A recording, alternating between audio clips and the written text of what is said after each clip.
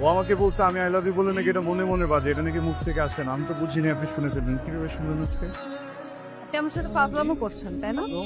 ফাজলামো করি না।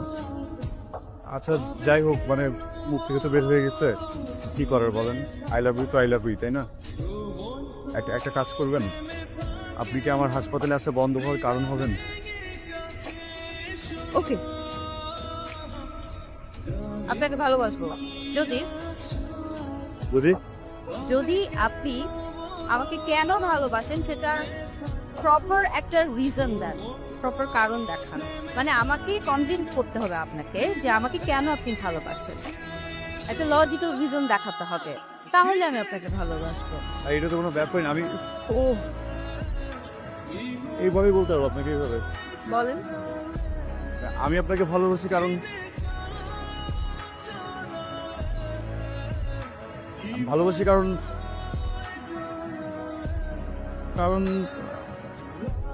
ভালোবাসি ভালোবাসি কিন্তু হ্যাঁ ভালোবাসি ভালোবাসি কিন্তু কারণ কারণ আছে, অবশ্যই কারণ আছে। কারণটা মনে হয় পেটের ভিতরে আটকে আছে, মুখে আসতেছে না। I love you. আপনি doctor, I love doctor. Doctor মহৎ পেশা, এত এত মহৎ পেশা, মৃত্যুসজ্জায় মানুষদেরকে সুস্থ করে ফেলে। এই পেশা মানুষকে ভালো না বাসলে কাকে বলবো বলেন? I love